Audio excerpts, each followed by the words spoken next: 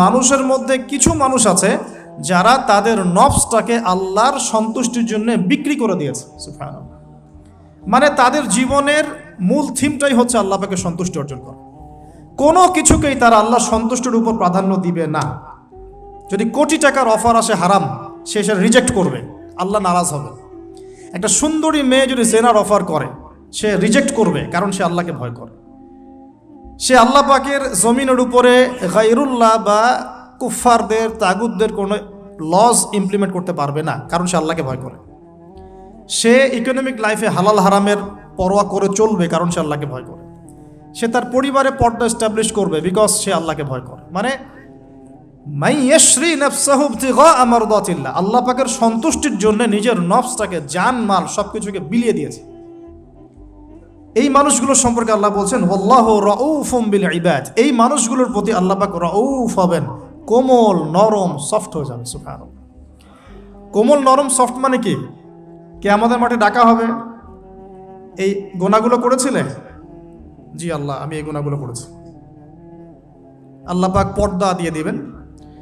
পর্দার পরে বলবেন যে দুনিয়াতে তোমার এই গুনাহগুলো আমি গোপন করে রেখেছিলাম, আজকেও সবগুলো গোপন করে দিলাম, জান্নাতে চলে যাও। আল্লাহু রাউফুম বিল ইবাদ। আল্লাহ পাক তার বান্দার প্রতি রাউফ, কোমল হবে। দুনিয়াতে রাউফ কেমন? যে কোনো বিপদ আপদ বালা মুসিবতে সেই ব্যক্তি হাঁটু গেড়ে আল্লাহর কাছে চাবে, আল্লাহ আমার এই সমস্যা, আল্লাহ আমার এই সমস্যা, আল্লাহ আমার এই সমস্যা। আল্লাহু রাউফুম বিল ইবাদ। আল্লাহ পাক ওই বান্দার প্রতি সফট, কোমল হয়ে যাবে। এগুলোর অনেক প্রমাণ আমি আমার জীবনেও পেয়েছি। এগুলো আমি পাবলিকলি বলতে পারবো না, আর আপনি ব্যাখ্যাও করতে পারবো না। আর এমন কিছু বিষয় আছে যেগুলো আসলে মানুষকে বলেও বোঝানো যায় না। বড় বড় স্কলারদের কিতাব এখন যখন পড়ি, তারা বলেন কি বলবো, তোমরা তো বুঝবেই না। মানে এমন একটা লেভেলে মানুষ চলে যায় যে ওই লেভেলের কথা সবাইকে বোঝানো যায় না। কিভাবে বলবো, কিভাবে ব্যাখ্যা করব, কোন আবেগ নিয়ে আসবো, কোন শব্দ নিয়ে আসবো, আমি আপনাকে বোঝাতে পারবো না। এরকম একটা অবস্থান থাকে। একজন সাহাবীর নাম বলি, আলী ইবনে আবি তালিব রাদিয়াল্লাহু আনহু। আপনি তার পুরো জীবনী পড়লে তাকে খুব সফট পাবেন, নিজেকে গোপনকারী পাবেন, খুব বেশি উচ্ছ্বাস প্রকাশকারী পাবলিক ফিগার। হ্যাঁ, এই যে আমরা শো অফ, নিজেকে জাহির করা, আপনি পাবেন না তাকে। এবং তিনি শেষ জীবনে কি বলেছেন জানেন?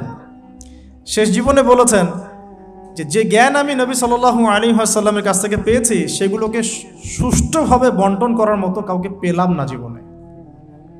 মানে একটা লেভেল থাকে মানুষের আল্লাহ পাকের মারিফত লাভের, যে লেভেলে গিয়ে মানুষ সবার সাথে আমভাবে কিছু বলতে পারে না। তা আমি ওই লেভেলে কিছু ফিল করছি, কিছু নির্যাস পাচ্ছি যে আমি আপনাকে বুঝাতে পারছি না। যাই হোক, আল্লাহ পাক রাউফ মানে এত সফট হবেন, জীবনের যে কোনো পদে আপনি আল্লাহকে ডাকবেন, আল্লাহ আপনার ডাকে তাৎক্ষণিক সাড়া দিবেন ইনশাআল্লাহ। ইনশাআল্লাহ, ইনশাআল্লাহু আযজা ওয়া জাল্লা। এখন পাতাগুলো ঘাটলে আমরা প্রথম এইরকম কোন মানুষকে পাই যারা নিজের নফসটাকে আল্লাহর জন্য উৎসর্গ করে দিয়েছেন? এক নাম্বার পাচ্ছি আমরা আমাদের আদি পিতা আদম আলাইহিস সালাম। আজকে ডিটেলস আয়াত বাই আয়াত বলার সময় পাচ্ছি না, তবে আমি সামারি বলছি, আপনারা একটু বাসায় পড়ে নেবেন। আদম আলাইহিস সালামকে আল্লাহ রাব্বুল আলামিন নিজের হাত দিয়ে সৃষ্টি করেছেন। সুবহানাল্লাহ। এখন আল্লাহ পাকের হাত কি, কেমন, কিভাবে ব্যাখ্যা করতে পারবো না, এবং এই ব্যাখ্যা করা আমাদের জন্য জরুরি নয়। আল্লাহ পাক যা বলেছেন বাস, কোনো কিছুর সাথে সাদৃশ্যপূর্ণ নয়, কোনো কিছুর এক্সাম্পল তার সাথে শোভনীয় হবে না। জাস্ট আল্লাহ পাক বলেছেন খলাকতু বিয়াদাই, আমি আদমকে সৃষ্টি করেছি আমার দুই হাত দিয়ে, বাস এই পর্যন্ত ফুল স্টপ। এগুলো হচ্ছে কোরআন সুন্নাহর কিছু মূলনীতি। আল্লাহ পাক বলেছেন আর রহমান আলাল আরশ ইস্তাওয়া, রহমান আরশের উপরে সমুন্নত।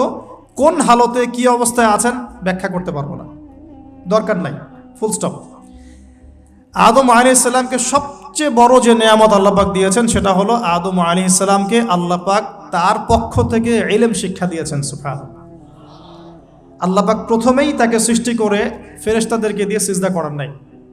আল্লাহ পাক তাকে আগে জ্ঞান শিক্ষা দিয়েছেন। সূরা বাকারা শুরুর দিকে আছে ওয়া আল্লামাল আদামা আসমাআ কুল্লাহা, আমি আদমকে যত রকম জ্ঞান আছে, আসমাআ কুল্লাহা মানে যত রকম নাম এবং জ্ঞান আছে সবই শিখিয়েছি আদম আলাইহিস সালামকে।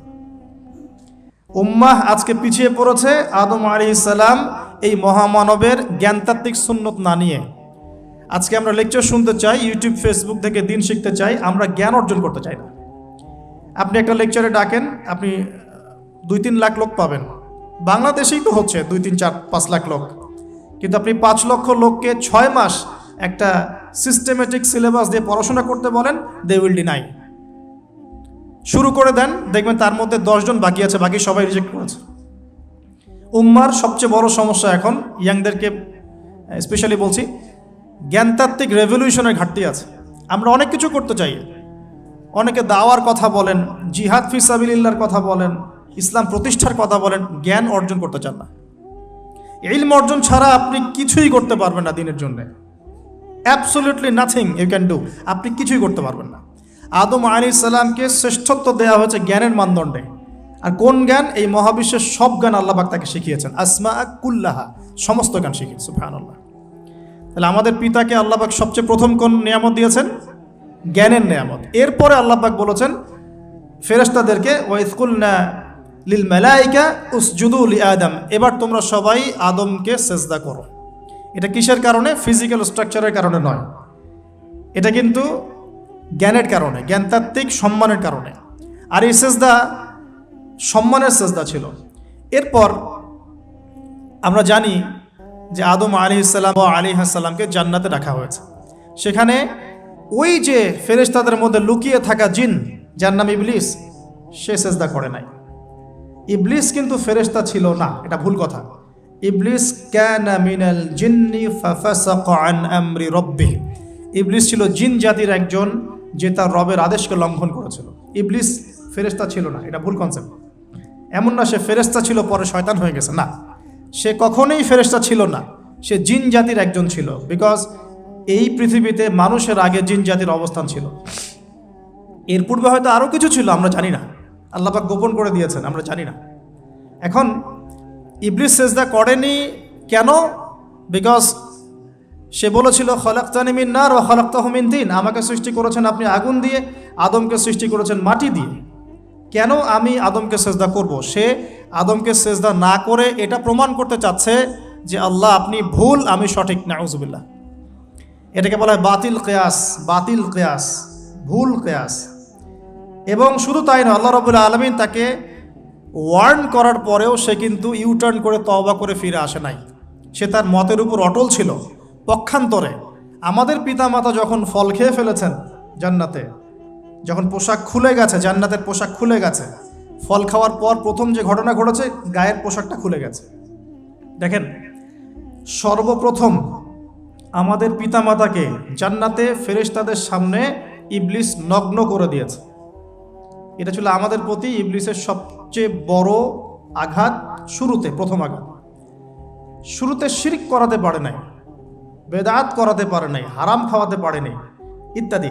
শুরুতে আমাদের পিতামাতাকে সে অবাধ্যতায় লিপ্ত করে গা থেকে জান্নাতের পোশাকটা খুলে ফেলে দিয়েছে। এখান থেকে আমাদেরকে বুঝতে হবে আজকের এই গ্লোবাল সোসাইটিতে আমরা যে নগ্নতার এই ভয়াল থাবা এবং প্রদর্শনী দেখছি, এটা ওই আসমানের ওই যে ইবলিসের যে চক্রান্ত, তার এই জমিনে বাস্তবায়ন হচ্ছে। এখন বুঝাতে পারিনি মনে হয়, আল্লাহ মাফ করুন। ইবলিস আমাদের পিতামাতার গা থেকে কাপড় খুলে ফেলে দিয়েছিল। সূরা আরাফে আল্লাহ পাক এটা বলেছেন, ইয়ানজিউ আনহুমা লিবাসাহুমা লিউরিয়াহুমা মিন সাওয়াতিহিমা। হে বনু আদম, তোমরা সতর্ক থেকো, তোমাদের পিতামাতার গা থেকে কিন্তু ইবলিস কাপড় খুলে ফেলেছিল, তোমরা পৃথিবীতে গিয়ে আবার সেই কাজ করো না।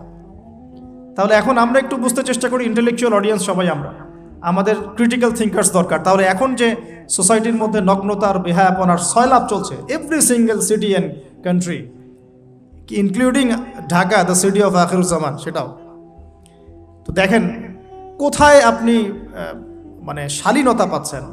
ইসলামিক কান্ট্রি হিসেবে আলহামদুলিল্লাহ এখানে অনেক কিছু পান। ওয়ার্ল্ডের অন্যদিকে তাকিয়ে দেখুন। তার মানে ইবলিসের ওই এজেন্টটা এখন পৃথিবীতে কিছু মানুষ বাস্তবায়ন করছে, তাদের সাথে ইবলিসের একটা যোগসূত্র আছে আদর্শিক। আল্লাহ পাক আমাদের মা বোনদেরকে বেপরদামি থেকে হেফাজত করুন এবং আমাদের চোখগুলোকে আল্লাহ পাক পবিত্র করুন। আমি কিভাবে আপনি চোখ নামিয়ে চলবেন এই সমাজের মধ্যে, এটা এত সহজ নয়। আমরা খুব ভালো করে জানি এটা এত সহজ নয়। তো দেখুন, অনেক ভিতরে চলে যাচ্ছি। আদম আলাইহিস সালাম, হাওয়া আলাইহিস সালামকে সর্বপ্রথম নগ্ন করে দিয়েছে ইবলিস। তারা কিন্তু তওবা করে ফিরে এসেছেন।